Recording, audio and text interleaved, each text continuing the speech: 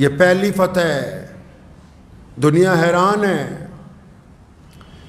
جنہوں نے ظلم کیا تھا وہ بھی حیران ہے۔ نبی علیہ السلام نے سب کو اکٹھا کیا نا، خطبہ دیا، فرمایا تمہارا میرے بارے میں کیا خیال ہے،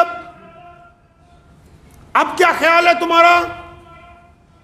تو مکے کے لوگوں نے بڑی عاجزی سے کہا تھا کہ ایک کریم، ایک شفیق، ایک محبت کرنے والے باپ کے محبت کرنے والے بیٹے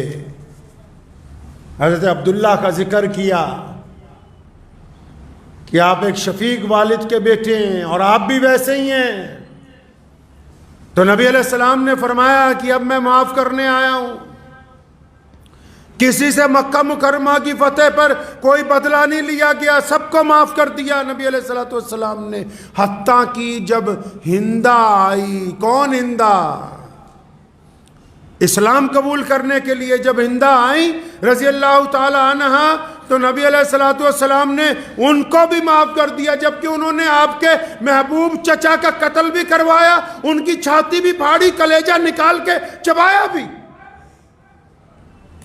ان کو بھی معاف کر دیا نبی علیہ السلام نے۔ حضرت ہندہ رضی اللہ تعالیٰ عنہ بعد میں اسلام کی بہت بڑی مجاہدہ بنی ہے، یہ جتنے ملک ہیں فارس تک کے، یہ ہندہ اور حضرت اکرمہ رضی اللہ تعالیٰ عنہ کی جد و جہد کا نتیجہ ہے۔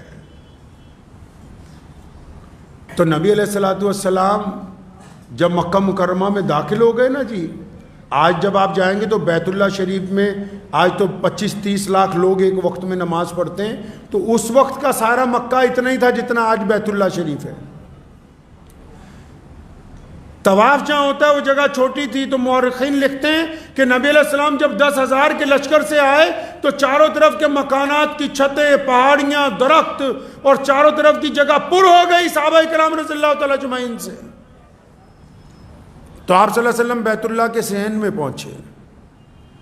رمضان کے دن ہے، کہاں پہنچے جی؟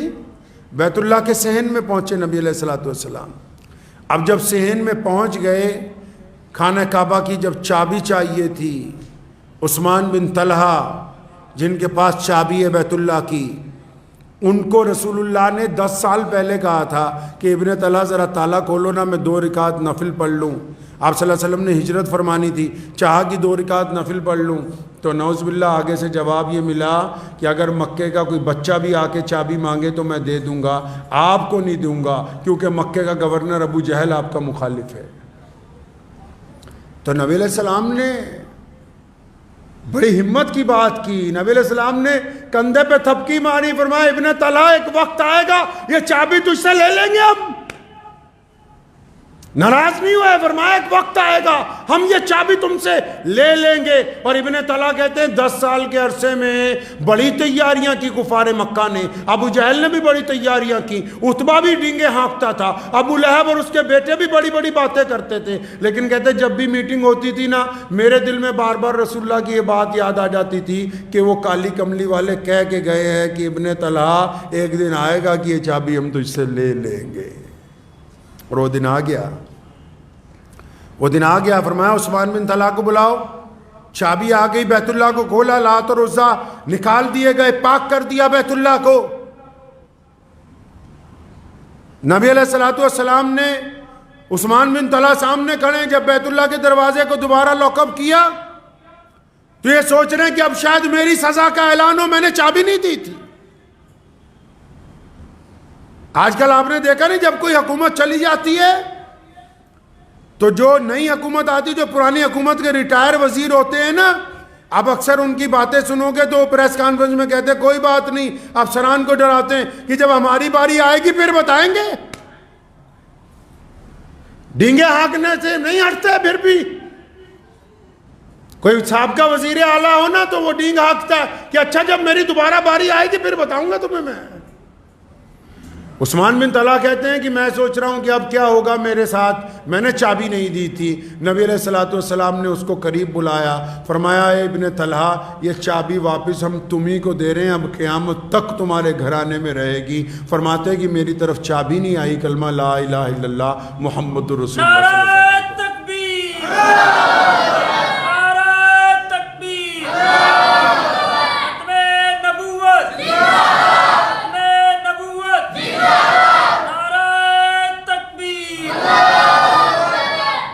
اب اب نبی علیہ الصلوۃ والسلام نے جب نماز کا وقت ہو گیا، بیت اللہ کے بیڑے میں روزے رکھے ہوئے ہیں لوگوں نے،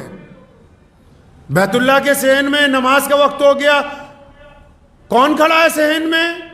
کون کون کھڑے ہیں صحن میں؟ پیارے نبی محمد رسول اللہ کے دائیں بائیں سیدنا ابو بکر صدیق رضی اللہ تعالیٰ عنہ، سیدنا عمر فاروق رضی اللہ تعالیٰ عنہ، سیدنا عثمان ذی النورین رضی اللہ تعالیٰ عنہ، حضرت مولا علی کرم اللہ وجہ رضی اللہ تعالیٰ عنہ، عباس رضی اللہ تعالیٰ عنہ صلی اللہ علیہ وسلم کے چچا ہیں، ابو عبیدہ بن جراح امین الامت ہیں، خالد ابن ولید مسلمانوں کے ہر اول دستے کے جرنیل ہیں، اور بڑے بڑے صحابہ، حضرت ابو سفیان رضی اللہ تعالیٰ عنہ بھی کھڑے ہیں، ابھی مسلمان ہوئے، مکے کے موجودہ گورنر ہیں، سارے کے سارے کھڑے ہیں۔ تو جب نماز کا وقت ہو گیا نا، کئیوں کے دلوں میں یہ بات ہے کہ آج بیت اللہ میں اذان کون دے گا؟